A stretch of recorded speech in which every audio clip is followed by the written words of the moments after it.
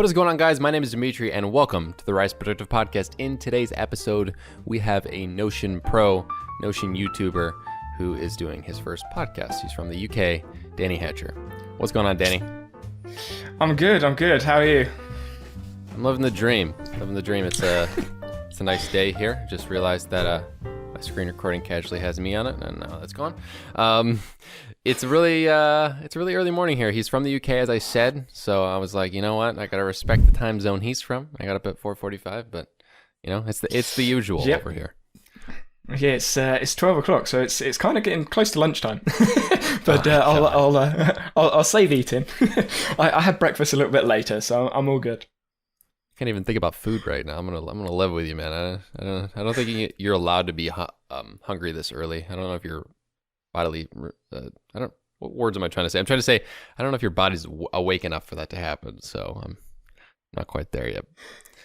To get us started, I do want to hear a little bit about your life, your story, and let the people know. Yeah, well, obviously my life's a big story, but we'll go with the YouTube because that's currently where I've been pushing really. So I'll start with education. So I did my undergraduate degree in sports coaching at Brighton University. Anyone from the UK, you may know it. Did that, graduated 2018. I am now a postgraduate student studying strength and conditioning. And I thought at the beginning of my master's degree, I wanted to try and do something with video or something online or just develop my skills, learn something new. So I did a video. I did some different videos. The starts were challenging. I was talking into my phone very awkwardly, as I think most people do when they first do a video. And then it sort of moved forwards. And then as of about April this year, basically when the stuff happened, I started putting a little bit more time into Notion and started sharing what I was doing on Notion. For those of you that don't know what the Notion app is, essentially it's an all-in-one workspace. I'm sure we'll get into it a bit later. But I started sharing some videos about that and sharing how nerdy I can be on the Notion app. And then loads of questions have come up, and that's sort of where my education, my life is kind of going, sort of that direction. I've still got my dissertation to do, but that's only like 8,000 words. So only 8,000 words. I'm trying to think for a second. I did write that ebook, so I kind of have a gauge of how long that would be. I feel like the ebook was like 10,000 words. Is that like over 50 pages? I feel like it's gonna be over 50 pages. Yes, it's over 50 pages, but it depends what else you do. Because it's a dissertation, you also have appendices, all of the other research, all the references and everything else. So some dissertations hit like over 150, 200 pages of writing. Yeah, because I feel like that's a lot. Well, good for you, I guess. I don't know how much I'd like that too much. I'm not a huge fan of writing. I think as this whole YouTube thing's gone on, my enjoyment of video is improved, and my enjoyment of writing is just gone down. Yeah. See, I mean, I can't stand reading. I don't like reading. I do it because obviously I need to read articles, read books, and things like that. So I'll do it because I need to. But I don't like reading. I'm not a fan of writing, but I'm in academics. Like, I'm in a science degree. So you have to read articles. You have to read all the stuff. And then you have to write about it, which is not fun. But it's something I've got to do to get that piece of paper that says I'm so-called smart. Yes, you're educated on a topic, therefore you're an expert. That's how that works. For me, I feel like my area of expertise, quote unquote, joking, for my degree was marketing.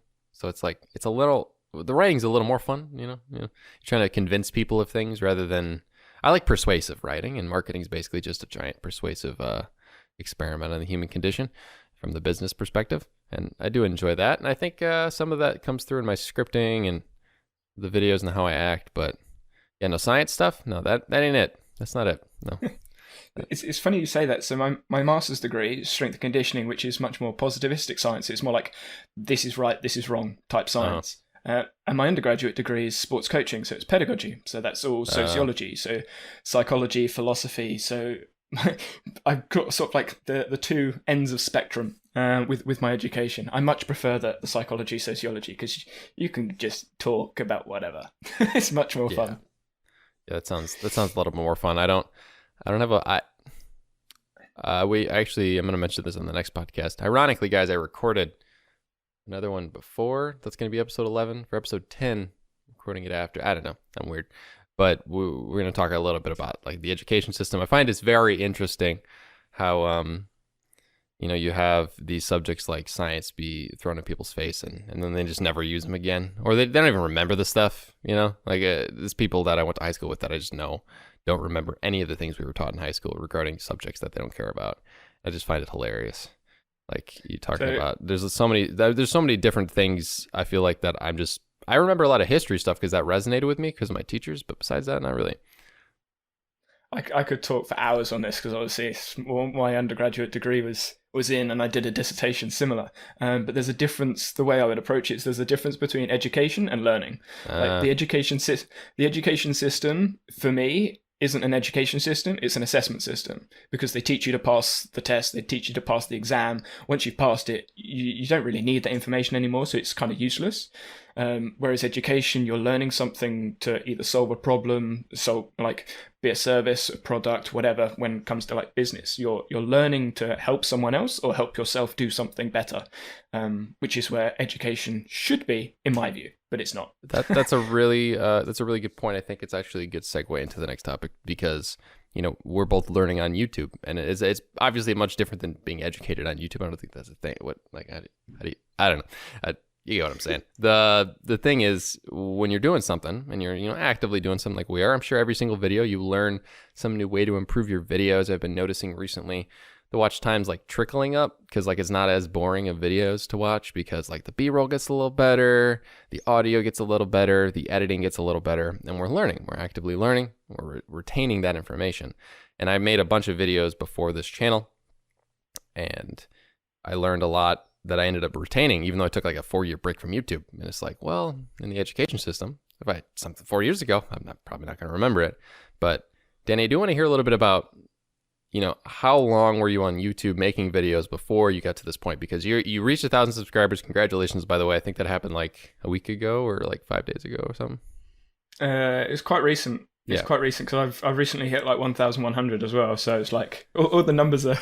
It's that social proof, bro. It's that social proof. Whenever you get to the 4 digits, people are like, he matters. They'll probably hit subscribe more than not. I know when you're probably early on YouTube, obviously you'll get into this, but like first couple subs you get, hardest part because you're in the 1 to 2 digit zone. Who's going to subscribe to your channel? There's just no social proof. People are like, you can make the greatest videos. They need to be able to click on it. And if you have no views, it ain't happening. So how many videos did you end up making, do you think, before you got to the point of this Notion thing taking off? So I mentioned I started doing a video, just recording it on my phone. Like it was poor. I didn't have my face on camera. It was just, it was a work in progress. So the first sort of 15 videos, I didn't record myself. I was using my phone as a recorder. And that was it because I was really anxious, awkward, didn't really want to do it. But it was a learning process. Then like 20 videos, so this is like 35 videos now. The next 20 videos, I was on camera, I was talking. Awkwardly, I couldn't cut, couldn't edit, couldn't do any of that, didn't understand lighting or anything else, or storytelling. So I had 20 videos of just sort of fumbling my way through things. Then I did another about 30 videos of me learning little bits like where to cut, how to talk, what to say when, because the amount of times you'd make mistakes, you'd say the same thing like 20 times, and you're like, I still haven't said this right. I still do that now. Like I'm talking over things. I'm like, I still mess up words, and I know what I'm talking about. But yeah, so it sort of hit about 70 videos before I actually got any, I say significant views, when I got more than like 20 views on a video, because it was just a massive learning process. Then I did a couple of videos. So this is January. So this was 12 months after my first video. So I started March of 2019 or 18, something like that. Mm-hmm. And then sort of like all the way through that year, learning all the editing things, I always say all the editing things I know at the moment. There's still way more I need to learn. And then after that, I got to around January, so it'd be January this year, started doing some videos that were, I would say, not bad.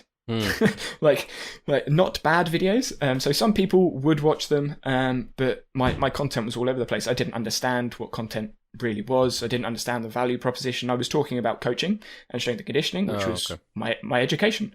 So I was talking about things I knew, but not things that other people cared that much about, and the people that did care already knew what I was talking about.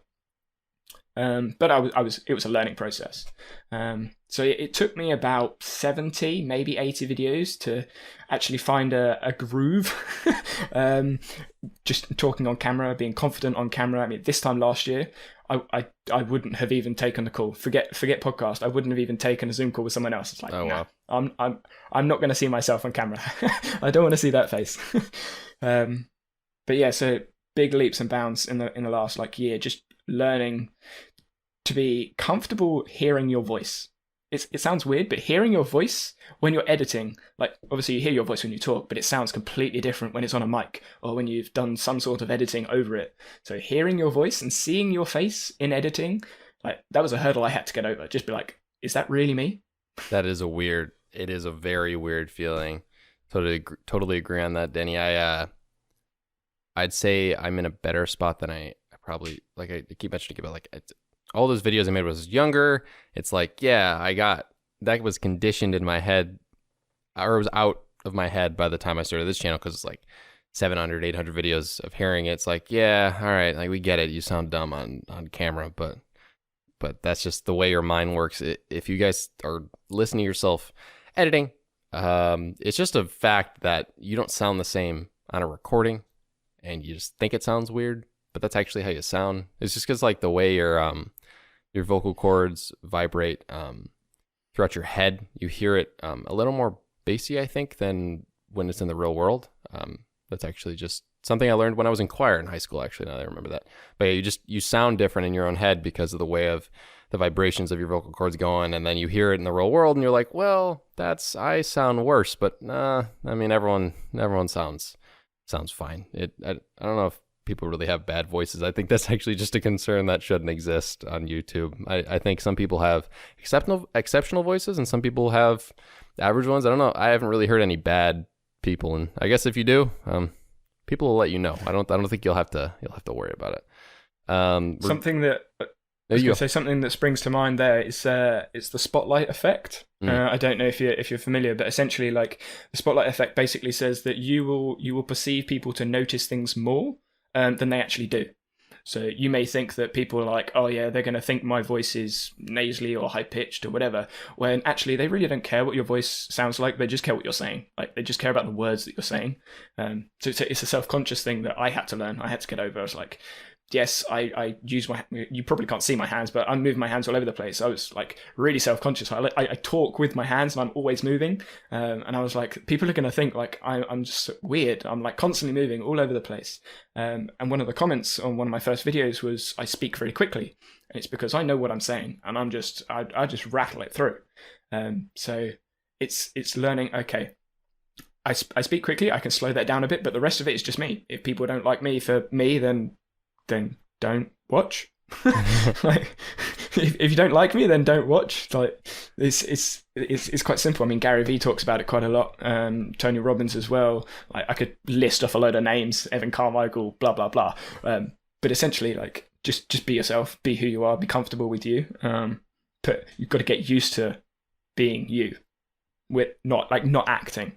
Yeah, I totally agree with that. I think there's also a fair amount of people who are always worried about that, caring what people think in different aspects of their life. For example, you're in public, you're wearing something, or something's just not looking good in your outfit, and you think everyone notices.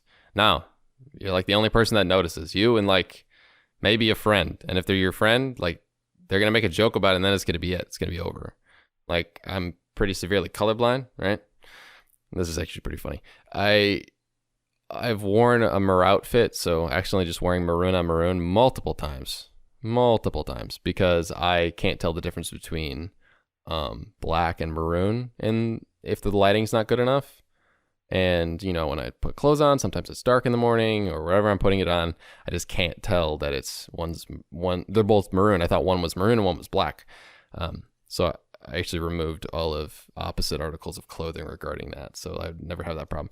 But like I didn't even get told until like 4 p.m. when I was at school, and someone's like, "Hey, nice more outfit," and I was like, "All day? Nobody told me all day? Oh wait, nobody told me all day. That must have meant that nobody really cared." But yeah, so that's an interesting. I haven't heard of the spotlight effect. That's what it's called? You said, right? Yeah, spotlight effect. It's one of those flashcards that I've got in Notion. Speaking of Notion, Ali Abdaal. I actually just want to talk about this because we were talking earlier about YouTubers and using their productivity apps and them having a little bit of a different persona maybe online sometimes. Maybe the stuff they talk about is a little bit different, but I want to know your opinion on, you're a Notion pro, right? And you see guys like Ali Abdaal, you see guys like Thomas Frank, you see all these YouTubers that are using Notion in different ways.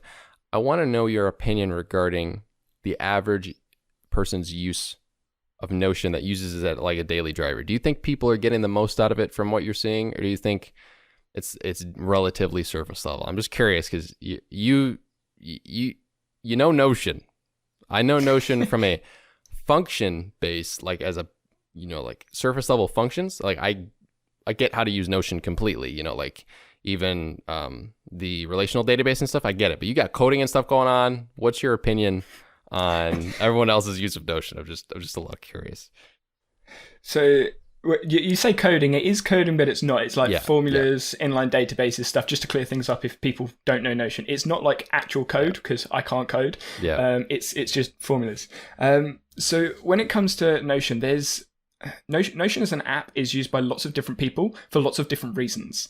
The majority of users that I've seen using Notion typically use it for one of three things. They either journal with it, they use it for task or project management, or a combination of the three. And depending on the features that you kind of want out of Notion is depending on how they use it. A lot of people don't use everything because they don't need everything. But then they complain that some feature isn't in Notion when actually it is. They just don't know how to do it. So a lot of the people in the communities, whether it's Reddit, Discord, Facebook, all of the other different communities, they'll say, I want this in Notion, or I want that in Notion. And it's actually already there. They just haven't found out how to do it or found a workaround in Notion, which is a pro and con of the app, because it's a blank canvas. You can do what you want with it. So you start off with absolutely nothing, and then you can build pretty much anything you want.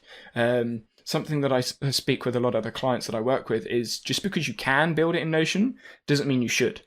Like, Notion can do pretty much anything, but it doesn't necessarily beat other apps. Like, you could use it as a spreadsheet, but Excel or Google Sheets is better overall as a spreadsheet. So if you're using like heavy spreadsheets, then just use spreadsheets. But if you've just got like surface level, like averages and just numbers, then use Notion. So when it comes to everyone's like use, it's very dependent on what they want to use it for. Like Ali Abdaal, when he's using it for his resonance calendar, to me, like, it makes sense, but he's capturing all this information, but then he has no way to review it. And I think he said in a video like a month ago that he's like, I've got this resonance calendar with all this stuff, but I don't know what to do with it. I'm like, okay, so how is that useful? Which is where, like, adding in those small little features, like just a review section or a review formula, or just something to surface that information. And it's, again, like Thomas Frank recently did a video on his note-taking system. It's like, and I did a video on the same system, but I did it slightly differently. So it's the same thing. It's exactly the same system. Input something in your inbox, so you capture information, you store it in Notion, and then you review it. And Thomas Frank's way of doing it works. It works for him, it works for a lot of people. But there are some friction points in the way that he's designed it for some people. Personally, like, there are some friction points creating the status dashboard that he has. So I've used different ways in Notion to do the same thing. So when it comes to everyone using the app, it's, what do you want to get out of it? What are you going to use it for? And do you need all of those things? Because some people literally just need a blank page with to-do boxes, and then they just tick it off as they go down. Some people have different tasks, so they want to put it in a database. Some people have those tasks linked to a project, so they'll then relate the tasks to the projects. Then some people will want the projects relate to the goals, so they'll have the tasks relate to the projects, relate to the goals. And you can keep going and going and going. So surface level, tick box. End level, look at something like August Bradley's setup. You've got like goals, projects, tasks, recurring tasks, dependent tasks, all of it linked in databases and a system. So when it comes to people using Notion, it's very dependent on what you want to get out of it. At the end of the day, it's a tool. It's not the answer to something. It's a tool that you can use to help you do something. Hopefully that answers your question. No, it does. It does. They gave me two good things to talk on. One, I love the concept of productivity friction. I really need to do a video on that. I haven't gotten around to it, but actually last night I was doing like this big brainstorming session for the fall of all my video ideas sort of thing. I also love titling videos, random point, but like, I don't know if you've noticed, but my video titles are very Matt Diavella-esque in their like absoluteness, and the thumbnails are like me, like, you know, stuff like that. But I want to make a video on friction. I think it's good that you mentioned in Notion he had some friction points in his note-taking system. And going forward with that, I think there's a very difficult thing for people to tackle when they first use Notion. Obviously, there is a little bit of a learning curve, but on top of that, there is a bit of a time investment curve. You have to put a bunch of time in to get things out of it. Obviously, you have a bunch of free templates at his YouTube channel, Danny Hatcher, and you can use those templates as much as you want. Maybe they won't work for you, but I think Notion is very individual, and you pointed that out. But those friction points, and you taking the time to get rid of those, and you taking the time to make Notion your own, a lot of people are intimidated. They're like, well, I'm going to spend more time editing it than I am, you know, actually going to be able to use it. And this is my thing. I got mine set up in like the first month, right? I haven't bothered to change much but minor things since the first month, but I like dove in there, spent a lot, like all my extra free time fixing that, and then it was done. Boom. Great productivity app, great productivity, task management, project management, time management setup. But people got to understand it like this. Like I said, I'm from the marketing background, and we think of ROI, return on investment. So this is usually for money. You know, you put like $2 in for something in marketing. Let's say you get $5 back, whatever. You gain $3 from it. That's what I'm thinking regarding like the time you put into Notion. You're probably going to get a lot more time back, because people who don't have a project management system, okay, those are the same people that are probably saying like, I don't want to put all that time into Notion because it'll end up wasting the time. I'm not quite sure, because I don't know about you, but it's pretty nice to never have to wonder about like, when do I have to do I don't have to worry about habit tracking anymore. I don't have to worry about, planning my days is beyond easy now in comparison to before. It's like playing budget Tetris. Just conceptually, if that makes sense. I don't know what your opinions are, but I think you put time into Notion or any productivity app or system, and then it's like a one-time cost sync or time sync, and then little tweaks here and there with some reflection. I do like monthly system improvements for about 2 hours, and then after that, it's like, all right, we're done. So something that I think it was David Allen from GTD. I think I'm going to use his term, psychic bandwidth, which is basically the amount of brain space you have to think outside the box, to create new ideas. If you're a designer, it's like creating new things. If you're in business, it could be like what's the next product, what's the next service, and having your life, whatever you want, into Notion gives you that bandwidth. So instead of like thinking I need to complete that task, that's like the Zeigarnik effect, which is you're going to remember tasks that you haven't completed. So if you've got 10 tasks you need to do for the day, and you don't have it written down anywhere, you're going to have to remember those things during the day. So that's taking up psychic bandwidth. So you have less space in your head to think about new things. If all of that's in Notion, you don't have to think about it. So if you've got all of your tasks in Notion, all of your projects in Notion, all of your events in Notion, all you need to remember is click onto Notion. That's it. That's all you got to remember. Go onto Notion and see what I've got to do. So all of the rest of your time can be spent doing and creating and thinking about anything else you want to do, whether that's learning or business or school or whatever. It just gives you that space in your head to think about something other than, have I remembered to do everything today? That's a really good point. Is there another word or phrase for psychic bandwidth? Because I felt like I've read a book where they talk about the fact that essentially you have so much mental energy in your head, right? and then towards the end, he just had a siren go off. That's why I paused. Was that a siren or? I did hear something. That was pretty funny.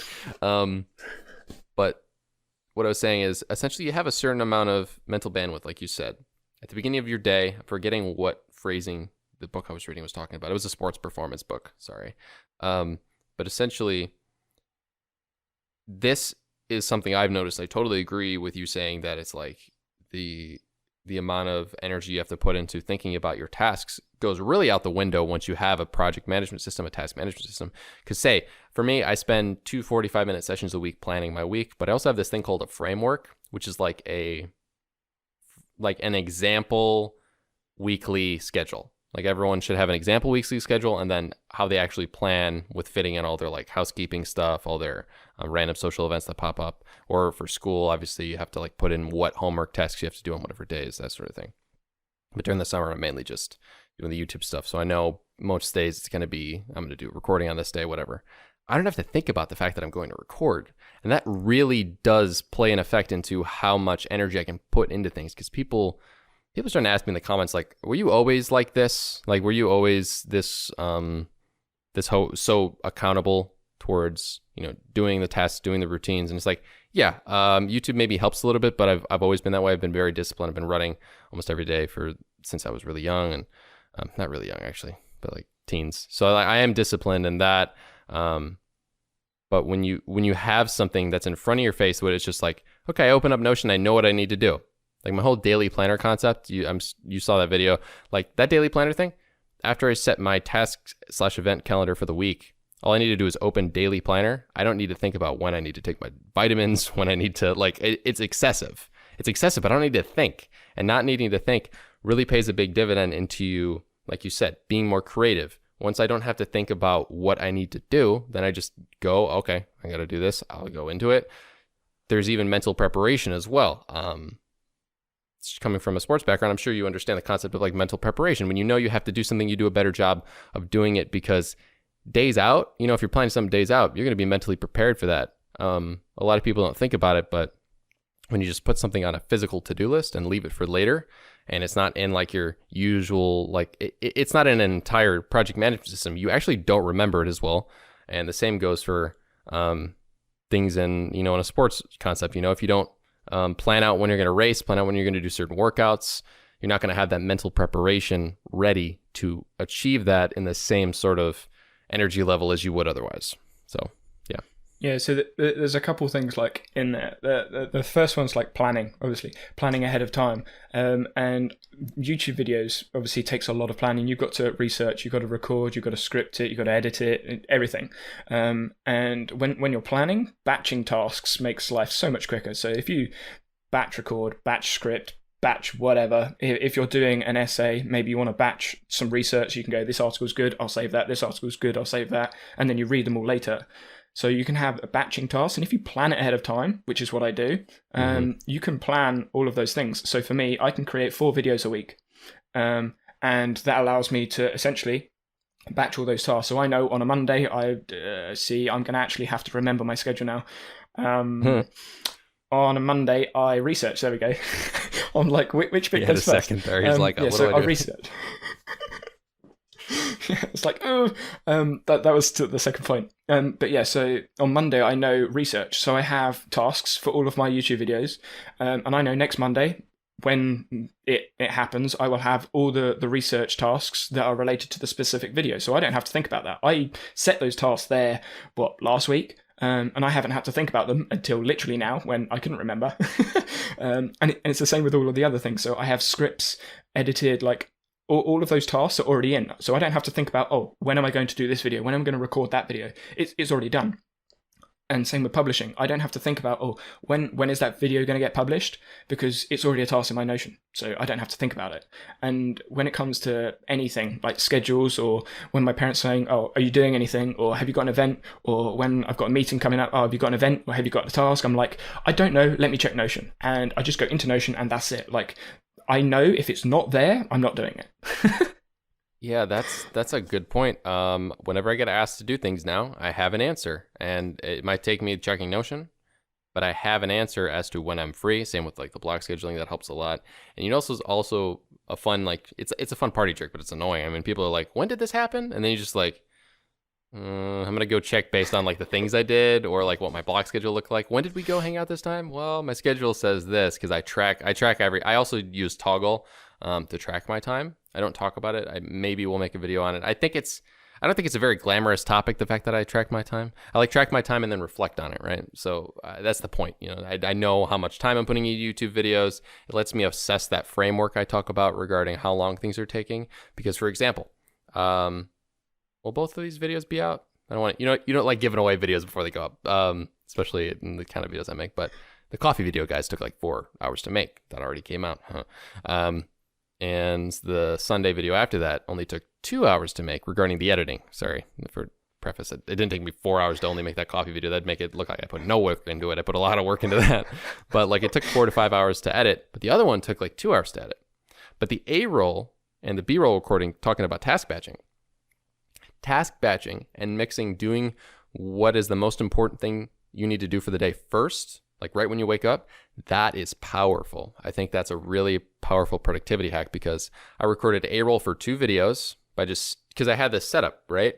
And I do have to make some tweaks, and there is friction there, as we talked about friction, and needing to go and sit here multiple times, get the setup set up multiple times is going to make you do it less often. So if I know I'm going to try to record 4 to 5 videos a week, I'm going to do as many A-roll shots in a row as I can. So I did 2 Sunday video A-roll shots in a row, and then I immediately took this microphone, sat at that desk, recorded the B-roll audio, and that helps a lot. I was done with the recording portion of 2 videos in it ended up being an hour and a half because of that. And I was like, well, that's a lot. And then B-roll takes a little longer, but it's just that task matching of doing a lot in a row.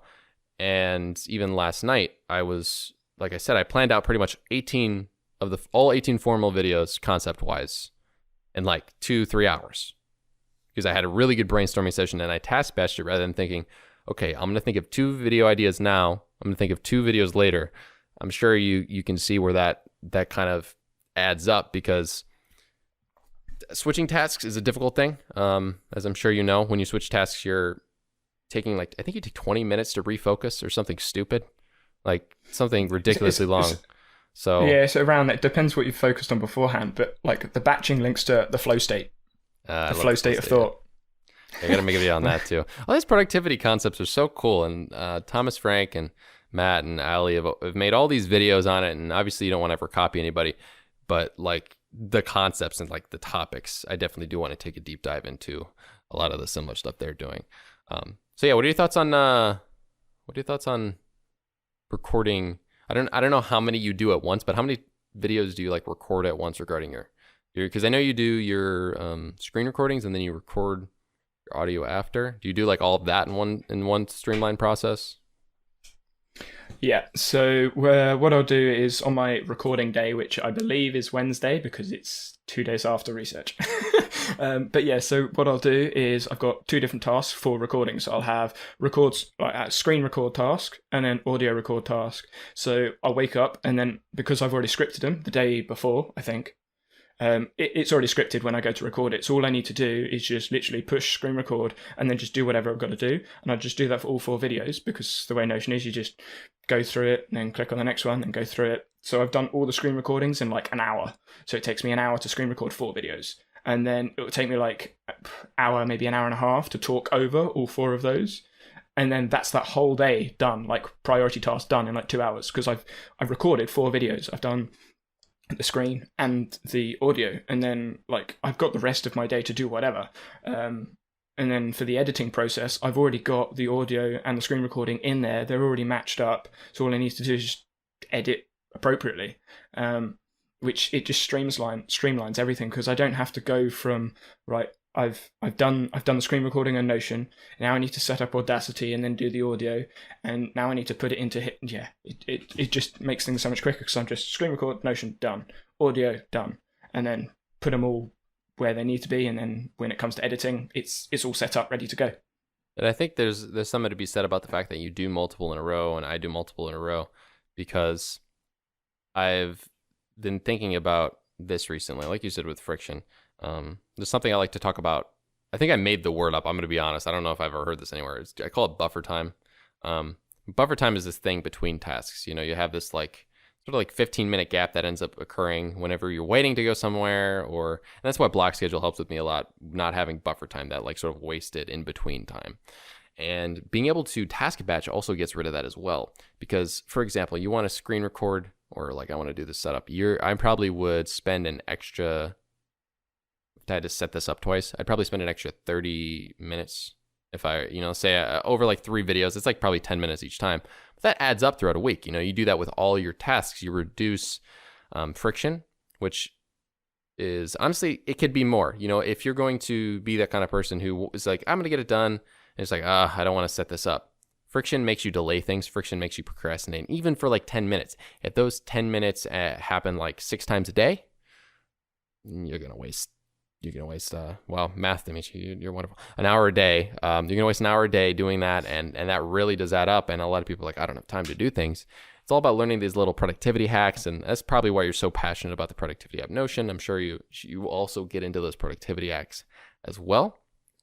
I've just always been so fascinated by these different concepts. So yeah, that's why I'm so passionate about that. I don't know, they're so cool.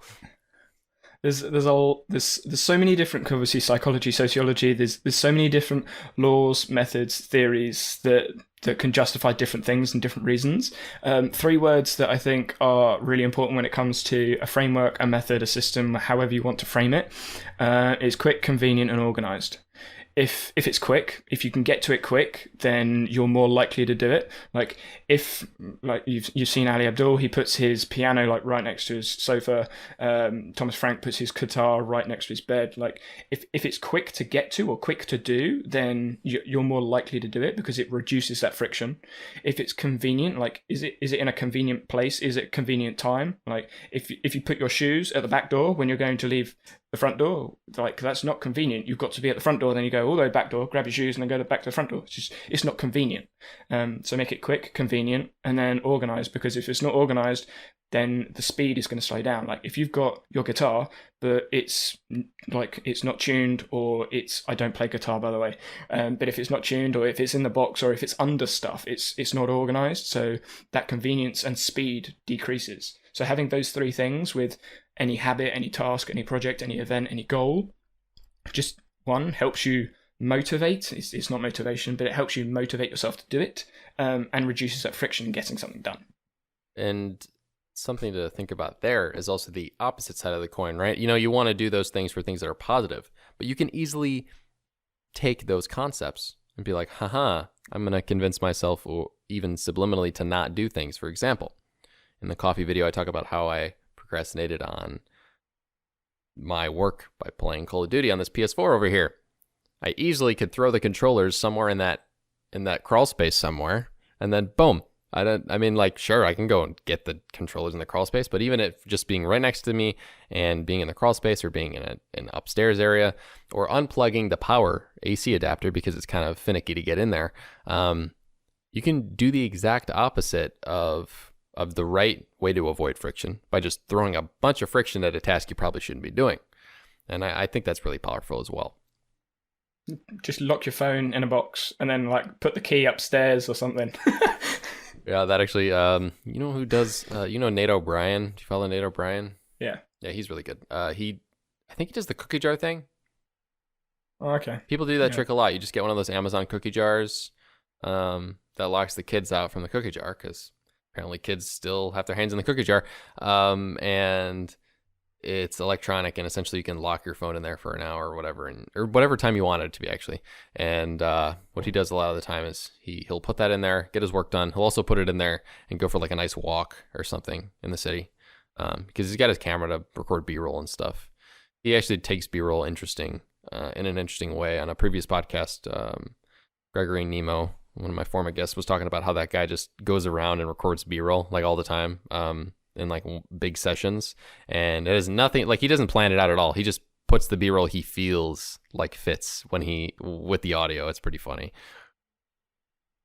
I like that. I'm a big fan of B-roll. Recently, the more you get into this more filmmaking style of videos. I know you're a very information based, and it's a fun pacing sort of thing. It's not the same. I know my last podcast guest Vince Liu was talking about, he documents. You know how Gary Vee talks about documenting, and it's a very different creation style. So I'm always interested to see how different creation styles resonate with different people who watch the videos. I don't know why I'm blanking on the word for people who watch videos, because I didn't want to use the word fans, but for different viewers, because like I watch your videos and I'm just as engaged as I'm watching a Thomas Frank video or something. It's interesting. I don't know what your opinion is on that. That's actually a different topic, but it's actually something I'm trying to work out in my head, because there's essentially on YouTube you've got two different types of content. You've got entertainment content and then like how-to content. Like how to do something or how to learn something or how do you do this thing, and then entertainment content, which is just like anything. It could be anything. And then there's like the combination of the two. And that's sort of like a sweet spot for most videos. So when you look at people like Ali Abdul, Thomas Frank, they're not entertainment specific, but their video production is entertaining. Like the B-roll that they use to explain their how-to topics, it makes it entertaining to watch, which is something I'm debating about playing with. I don't have a camera, I just have a phone, so the video production would be poor. The pixels would be like massive squares on screen. But adding in both of those things, so having that how-to content with a little bit of entertainment, because at the moment the entertainment is like, for my videos at the moment, the entertainment is just like the things that I say when I'm going through the audio, like the examples that I use, like the note-taking video. I couldn't think of a thing to put in as a note, so I just put a really good book. I don't know what the name for that really good book is, but it's there. It's a really bad sense of humor, but it's like that's the entertainment in there at the moment. So merging B-roll, video editing, like the entertainment side of video creation, video production, and the how-to stuff is where I'm trying to go to in the future. But I mean, I'm using a webcam at the moment. I've got my phone as another camera. The rest of it's all screen recording. So yeah, I think I don't know if you've ever thought about the concept of dimensions, even in space, right? You know, you have a desk, for example. You only have well, that's space. That's pretty funny. See that bad sense? I'm just kidding. That's a secret. That's funny. I think about the dimensions in space just as much as I think about the dimensions in content creation. If you think about it like this, you know, you're talking about you have just pretty much A-roll. You have A-roll and A-roll audio. This is what I've noticed. And adding B-roll and B-roll audio is another dimension to it. Just like when you have a desk and you have the monitors on the desk, then when you add a VESA mount or any sort of monitor arm, you add like a third dimension by making it go vertically. The same as like with shelving space. You know, you have a flat desk and it's really less space than if you just put a little drawer next to you. Magically you put a drawer next to you, all this random stuff cluttered on your desk can be thrown in there because you add a third dimension. Same with video production. There's an interesting conversation to be had about the right balance of how many dimensions you want in your content creation. I think for you, it'd probably be difficult to implement a lot of B-roll and all that kind of stuff without reducing the amount of videos you made per week. Because it is a little more time intensive. You know, getting the B-roll shots is not a one-time shot thing. Obviously, there is a learning curve regarding your camera, that sort of stuff. And it's always an interesting balance. I think it's fun to see how people record differently. You know, it's funny. I think that both of us actually, we have a Wednesday as our recording session day. I found that very not ironic. I don't know, the coincidentally funny. I was like, wow. And then you have a completely different research day. So it's always interesting to see how content creators gauge what's the right balance regarding B-roll for them, regarding A-roll for them, what kind of stuff they have in their videos. And it's because everyone's audience is so different and unique. You know, I'm sure your audience has shifted a little bit as you've gone only into Notion videos. And for me, as time goes on, it's a lot of small YouTubers and it's a lot of people who are interested in productivity content. So it's interesting to find the balance between what you want to do and what the audience wants you to do. So yeah, exactly that. And like I had 32 subscribers as of like the 1st of April this year. Wow. And yeah, I had 32. And I know 28 of them. I personally know 28 of them. And Yeah, and not many of them had any interest in watching the videos. They'd just done it because they're like, yeah, I'll subscribe. And the other four, I'm pretty sure I know who they are, like, online.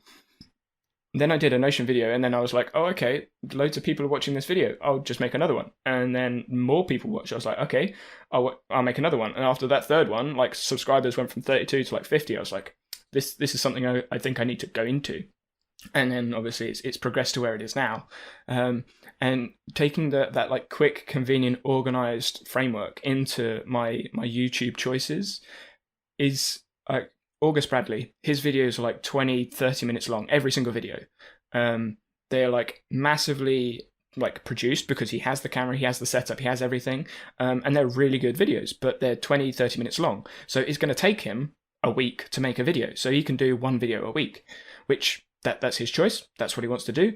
But for me, I don't like watching long videos. I much prefer to watch a 5-minute video on something. It also means that when I want to go back, like I'm remembering something about a video and like I need to go find that thing, instead of having to scroll through that 20-minute video to try and find that point, it's just like a 5-minute thing that I need to go to. So instead of, this is just a conscious choice at the moment, it might change in the future, but at the moment I choose to make short videos because it's quick and convenient for me in creation. And it also allows me to put out more content so I can test out more things. So at the moment I'm making 4 videos a week, but I'm publishing 3 videos a week and I'm streaming every Sunday. So essentially I have 4 pieces of content going out on my channel every single week, instead of having just that one video.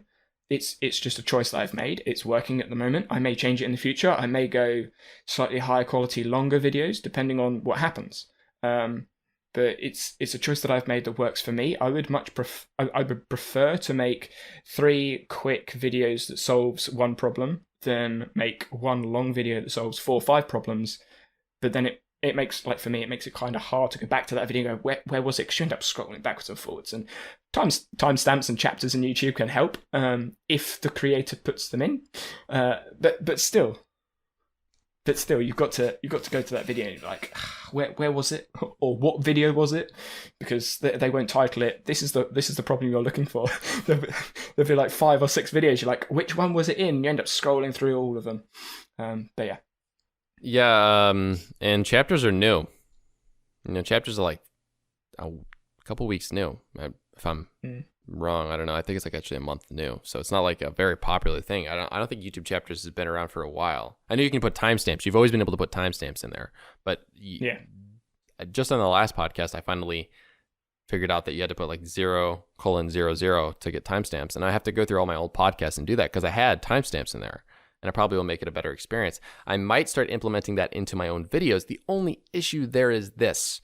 I have vlogs that I very conveniently don't say things until the next. Like I do this thing where I'm like, yeah, this topic. I tease you in, and then I'm like, 1 second B-roll. 1 second B-roll. And then like the watch time since I started doing that went up. And I'm like, is chapters going to make that worse though? Like, like same with like the coffee video that's going out. Obviously it's not up yet. So like, I could put chapters, I could not, but it's like, do I really want to tease the stages of the experience? I feel like that it's spoiler alert in some cases, but for informational videos, see, we're talking about informational versus entertaining videos. Like spoiler alerts, probably not good in the entertainment biz. Obviously there's movie chapters, but people don't look at those unless they're watching a CD from back in the good old Blu-ray from back in the day, and usually you're doing that if you're going back to watch it after the first time, but on YouTube it's right in your face, so they just casually be able to see, a certain stage. I guess this is going to be out, so I have like the stages, and the coffee video was like optimism, reality, longing, anger, and acceptance. So if they see acceptance, they're going to know I'm like fine with it afterwards, and I'm just like, no, it's going to... Yeah, so people are telling me to use timestamps. Takes away the story. It totally takes away the story. People are telling me to use timestamps now, and I'm like, it might help your content, but I'm not 100% sure how much it'll help mine. So that's another interesting level to try to figure out. Definitely, and it's something that I'm actually going to ask on the stream that I'm going to watch later, because for me, timestamps kind of work for the longer videos, but obviously if I've got a 4-minute video, I can't really timestamp it. It's like intro, 20 seconds later, answer, and that's it. Because that's all the video is. Like, there's not really much else to say other than like created database, added content in, like that they can see that on the screen, and I'm talking about it. Why do they need a chapter for it? But for the longer videos, like the most recent video I did, which was a beginner's video, it's like 28 minutes long. And it goes over every single basic block, every single basic property.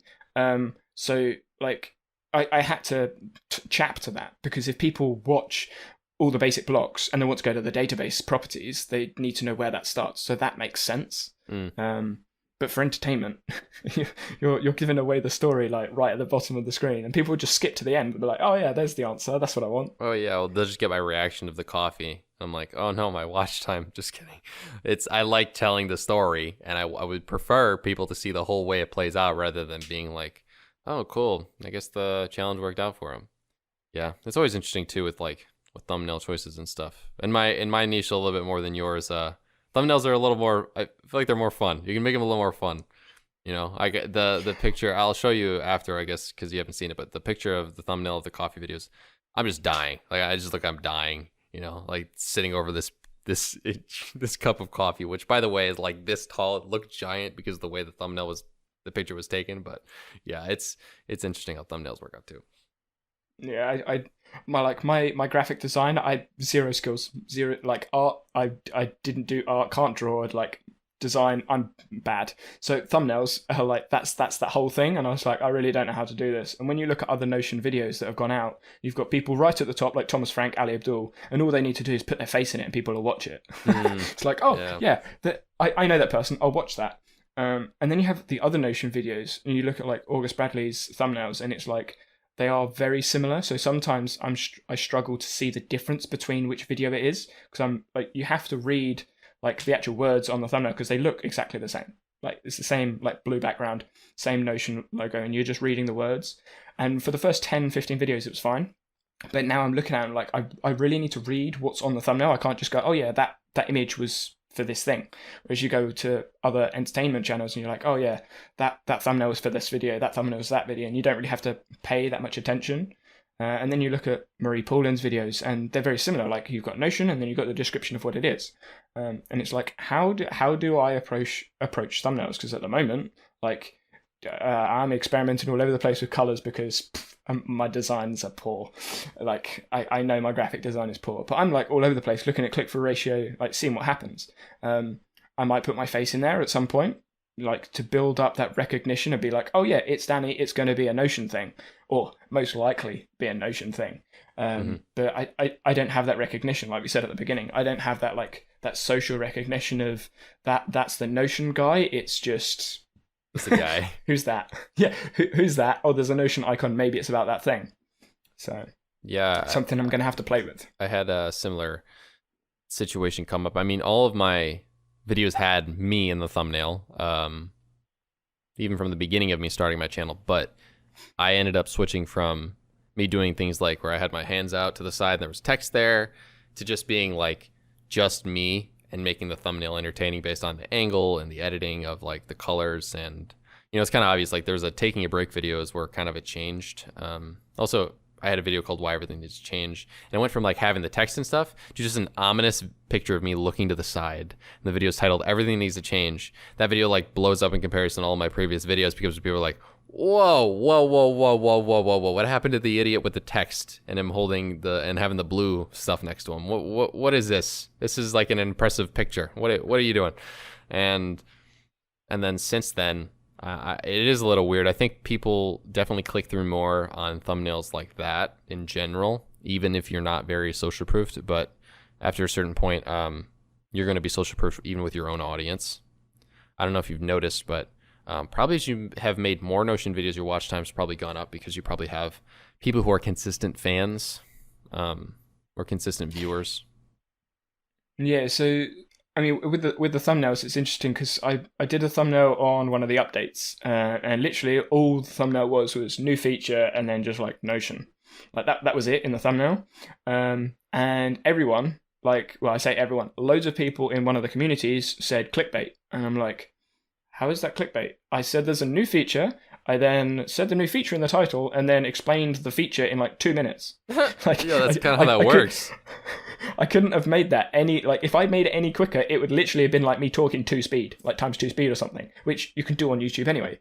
And they were like, clickbait, get this clickbait out of here. And I'm like, are you serious? Like, how do you want me to explain the whole thing in the title? Just like write a description of what the feature is? But yeah, so that video, really high click-through ratio. But then people moaned about clickbait, and I'm like, okay, I'm confused.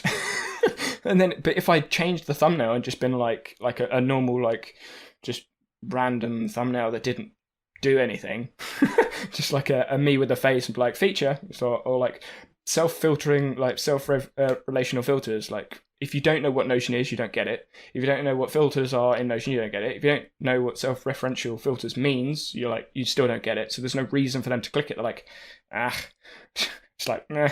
So the click-through ratio would go down, and it did, because I tested it out on TubeBuddy. I was like, okay, I'll change the thumbnail. The click-through ratio from the first video was 11%. I changed it to a thumbnail that was approved by the people that didn't like the clickbait, and the click-through ratio went down to 3%. And I was like, yeah. What do you want me to do, man? It's like, I'm going back to the first one. Yeah, my click-through ratio went from like something stupid, like 3% to like 12 since I changed the format. Like 10 to 15, batting on the time frame of, like, when it first comes out, it's like 15%, and then it goes down. And I'm just like, I have a genuine issue with this, because I've been thinking about that. One, you probably didn't clickbait anybody. You probably just knew that there was a new Notion feature and other people didn't. I'm just gonna call it how I see it.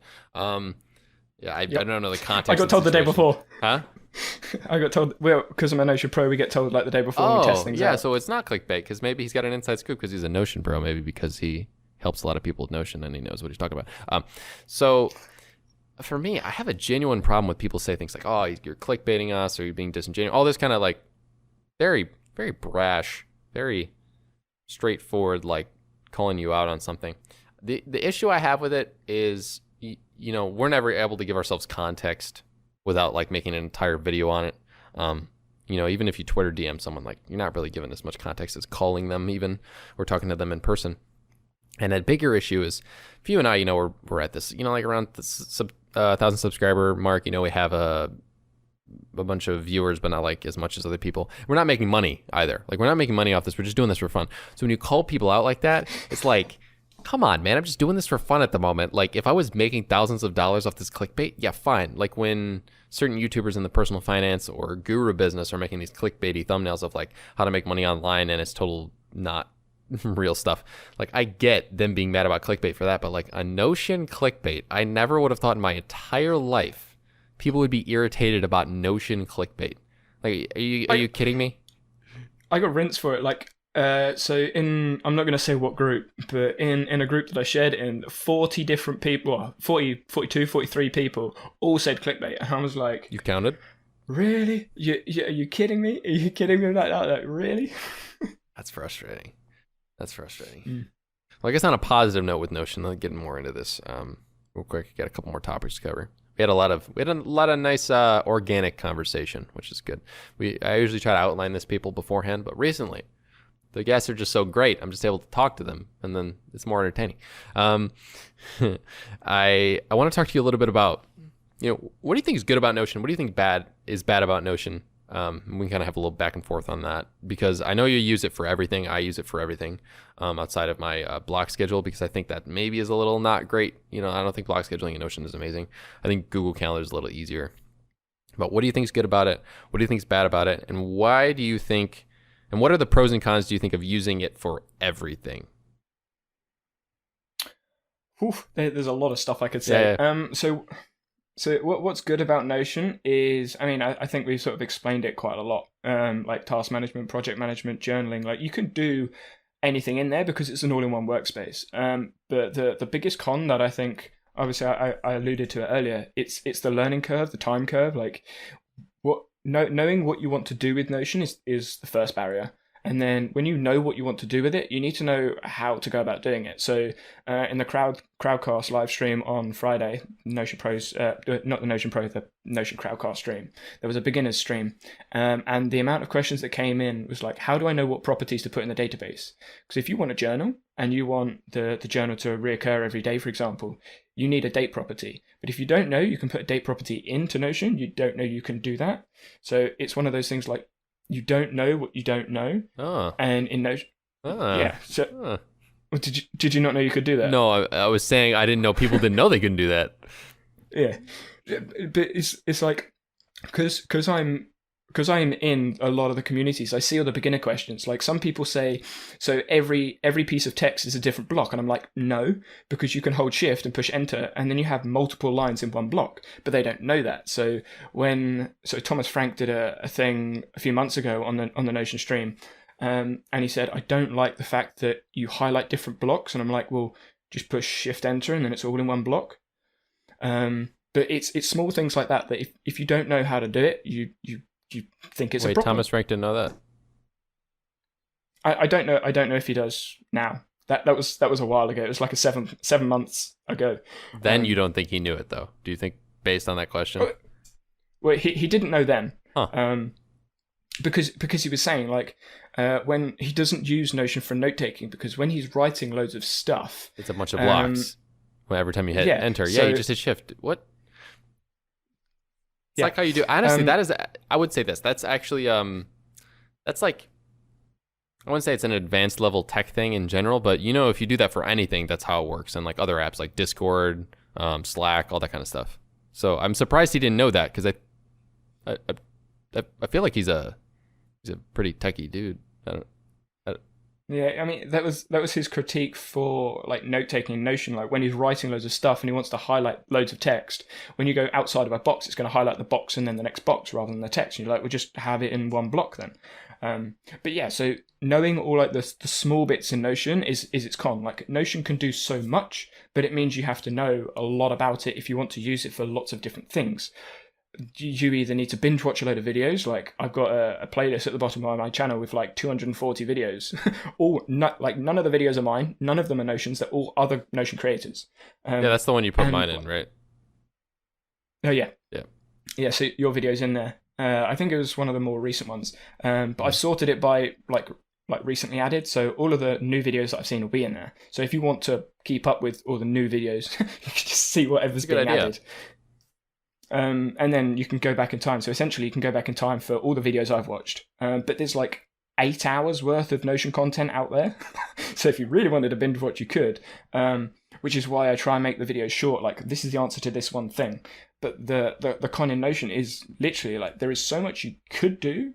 It's like, well, how do I learn to do all of these things? And it's either watching someone that knows what they're doing and is teaching you about it, asking that question to someone that knows the answer, or literally just working it out and playing.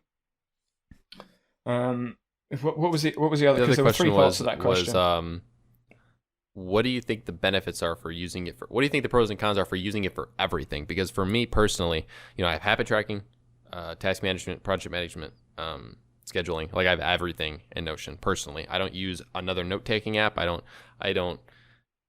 think for me, it's just my 2 cents on the good and bad of Notion. For what you just said, I agree with you. I totally agree with you on that. The fact that there's a learning curve, all that kind of stuff. So echo what you say. But for this next part, I'm curious to know, like having separate tasks. I know Ali Abdul talked about it as a way to have different tools, for a toolbox.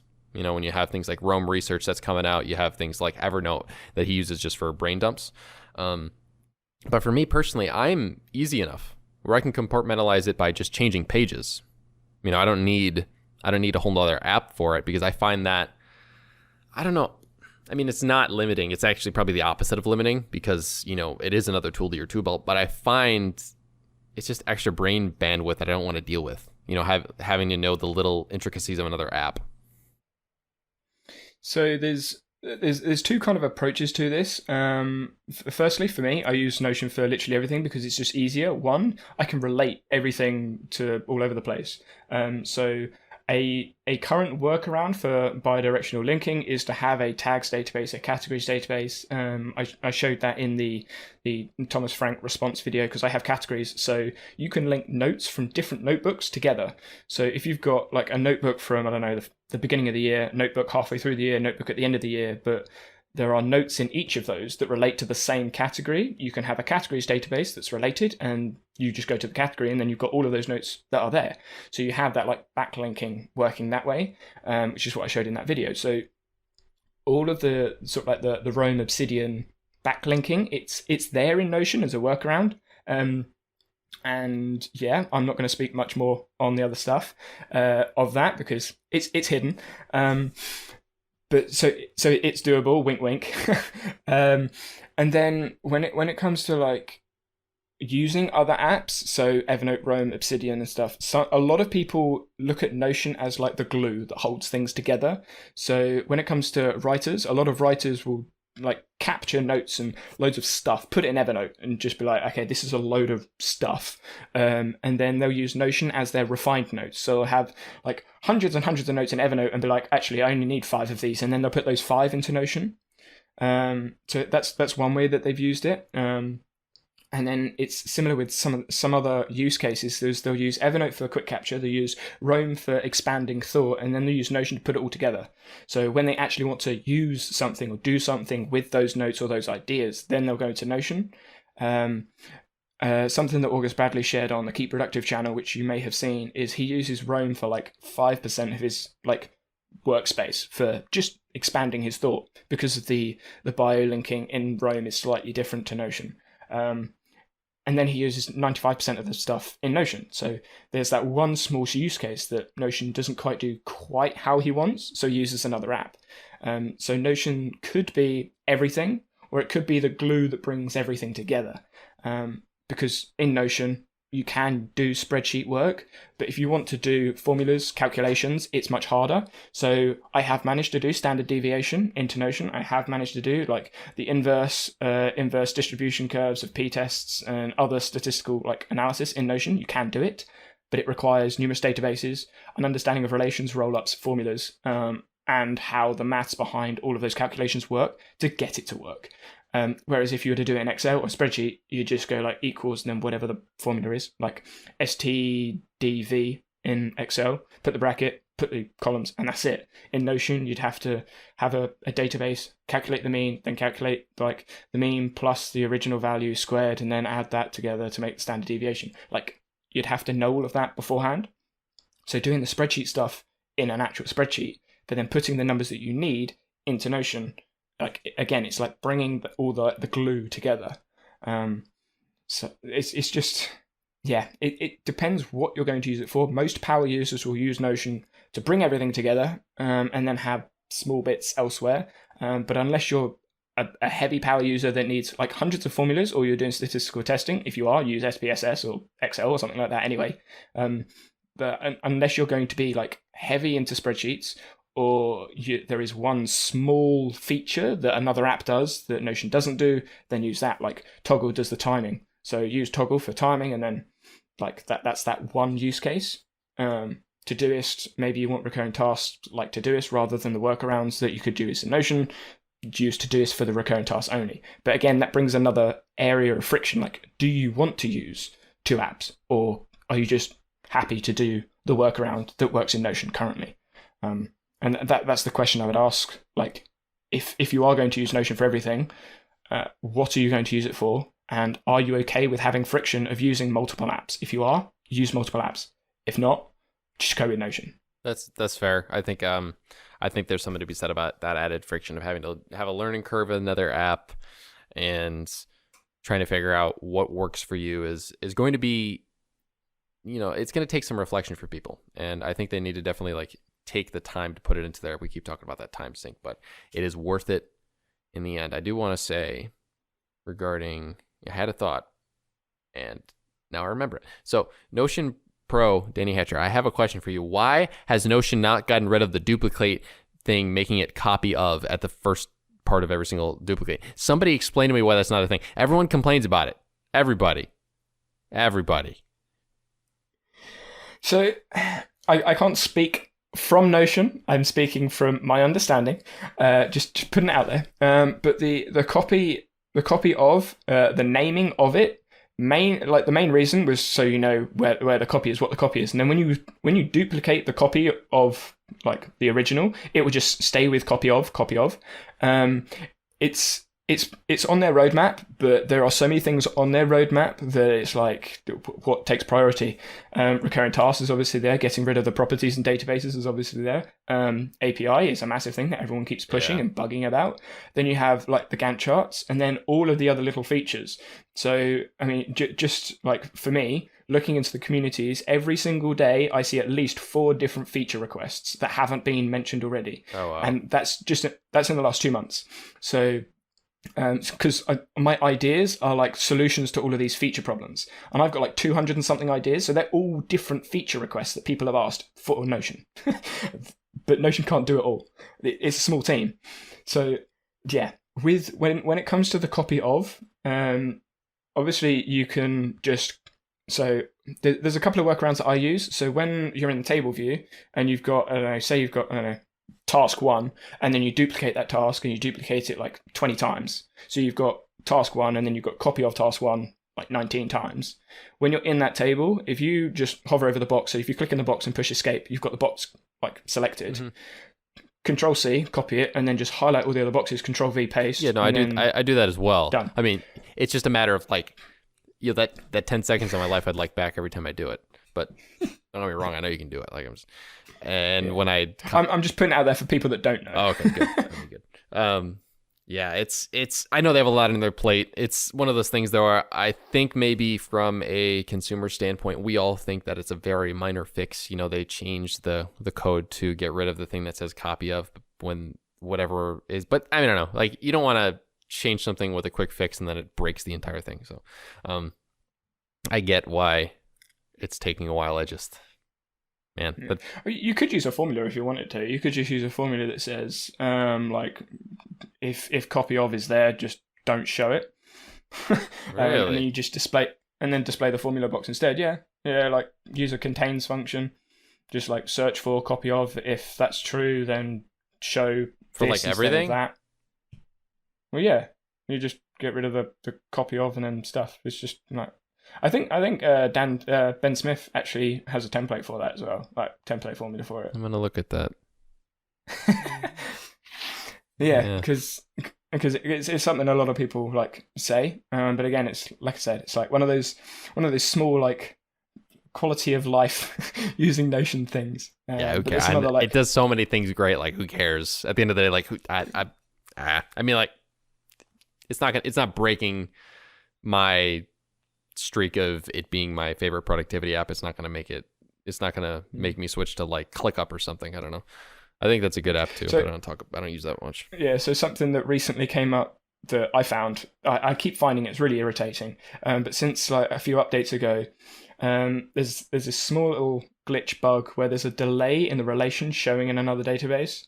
So you could have, if you've seen it, so we've shared it with the team, and the team are looking into it, and it's just like this small little delay because of the update they did elsewhere. So like they've done an update which people wanted, like yes, but then it's caused like this small delay elsewhere, or this small glitch elsewhere, and you're just like, I don't know the code behind it, but I imagine it's kind of complex. But they're like, they've done this update, and now they need to sort this small little issue that's happening elsewhere, but people still want all the other features. Like, give me everything.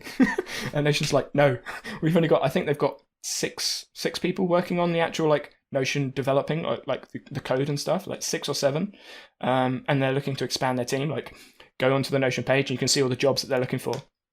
I think it's interesting who suggests what, right? Because they just came out with that update that was a couple days ago, and now when you highlight text and then you put a hyperlink over it, now it changes it to a gray color if you're in dark mode. I don't know. Do you use dark mode for Notion or white mode?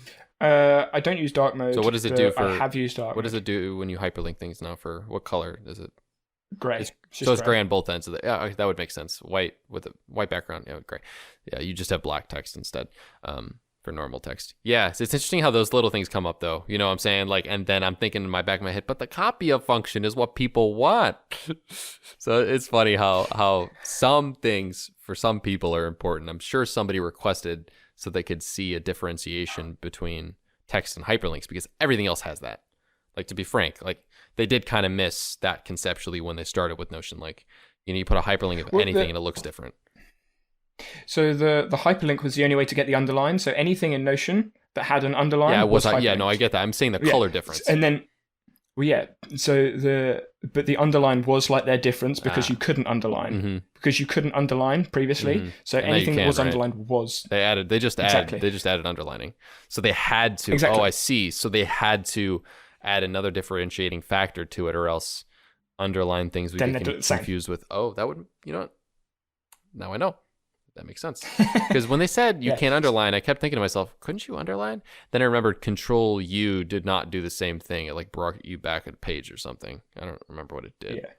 Yeah. So previously you couldn't underline anything in Notion like from the text. You'd have to add a hyperlink to get the underline. So what you do is just copy link to the text block and then just highlight whatever text and then paste the link. And then you've got the underline and it doesn't take you anywhere other than the same block.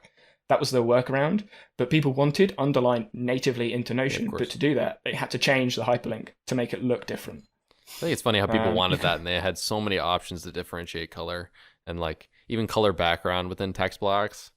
It's like, I mean, granted, yeah, cool underlining, but you know how nitpicky that kind of is when you think about it? Like they had the choice between red, purple, like red, purple, pink, brown, gray, whatever, etc. for the text of the color or the color of the text and for the text block background. They're like, we want underlining. Yep.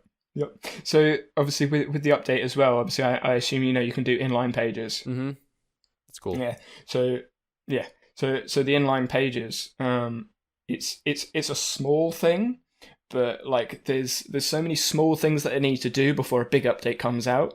And that's what a lot of these little ones are. Like, it's like, oh, we'll give you like a couple of small things that you wanted plus something that we need to prereq for this thing. And that's what a lot of the little updates are. They're like, this big update, we can't just ship it all at once because we need to make sure this works and that works and how does this interact with that, which is why it takes so long to do all the different things like API. Actually, let's not take API because it's a big topic. Take recurring tasks instead because that's another one. Like, how does recurring tasks work in Notion? It's something I spoke about on my stream a couple of weeks ago. But because Notion, like every task is a page. If you have recurring tasks, does that mean you have to have a page for every single recurring event of that? If that's the case, where does it stop? Because then you have unlimited pages constantly there. Like how does that work? You need to have an end of date. You need to make sure it has a date property, and it has an end date. But they'd need to implement an end date property though. They'd have to implement another function to not just have because you just have two date properties. Yeah. So you'd have the end date, but then when you go into the pages, there'd have to be different pages, wouldn't they? Because otherwise it would just essentially be a linked page all the way down the database. So it'd just be one page that like duplicated. But then how does that work? Like then it would automatically be bumping in a load of new pages, like creating a whole new page, like load of new pages because of the recurring task. But then you get rid of that, it's got to get rid of all of those. And if you've got like a daily recurring task, say you've got 5 daily recurring tasks and you've got an end date of, I don't know, next month, you've now got, what's that, 150, like eventually. That's really bad maths. 150-ish. Like loads of pages and you've all dumped those in at the same time. How does that interact with everything else on the other end? Because when you're linking a page, like elsewhere, inline page link, they're all going to be titled the same. How can you differentiate between them? I don't know. And it's all those like little things. Oh, we just want recurring tasks. Well, yeah, but what about all of this other stuff? Well, I'm glad I'm not the software engineer at Notion because there's like 2 of them. They have a pretty small team. I know that. The last topic, they're getting bigger. They're getting bigger. I noticed that. They're hiring a lot of people. I was like, man, if I had a bigger resume, I'd apply for the marketing job. That'd be hype. That'd be pretty cool. That'd be pretty hype.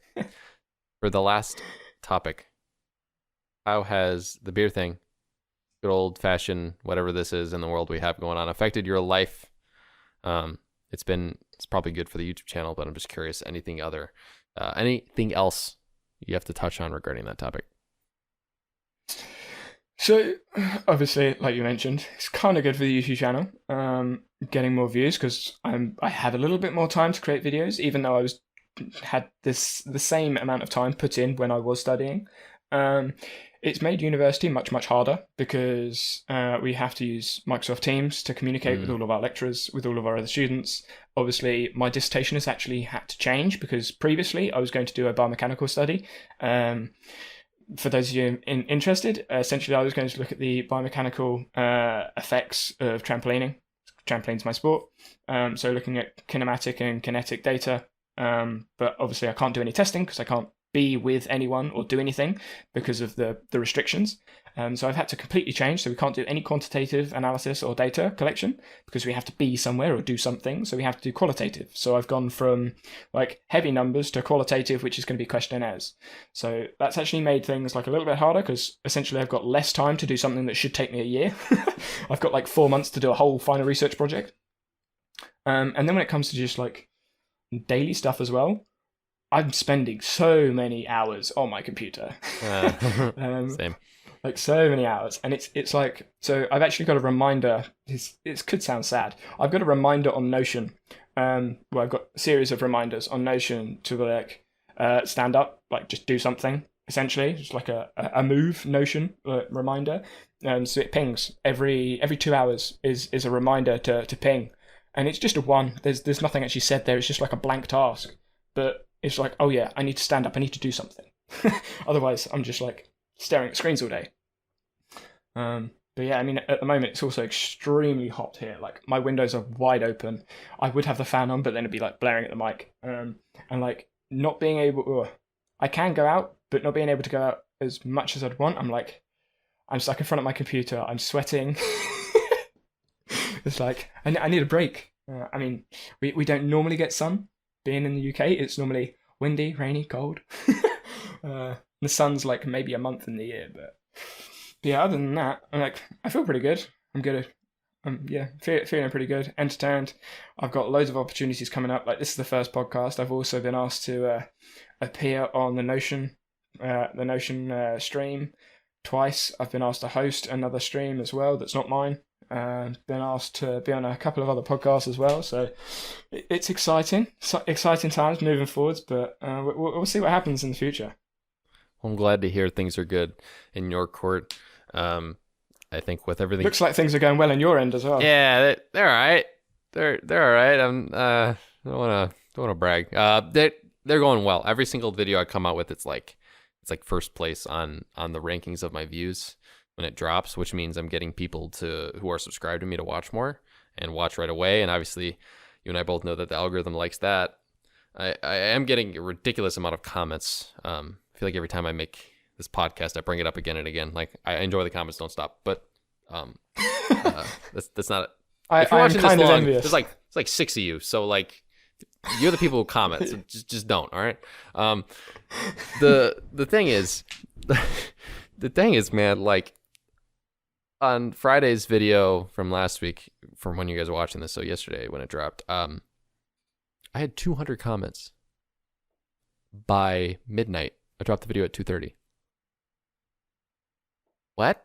I got like 10. Like, what am I supposed to do with that? I mean, technically it's 100 and I replied, but like, what am I supposed to do with that? Like I'm seeing you got a community. I got a community. It's nice. Like, I enjoy it. I got to figure out what to do about that. But I'm just like, what the heck? You guys like my videos or something? Jesus.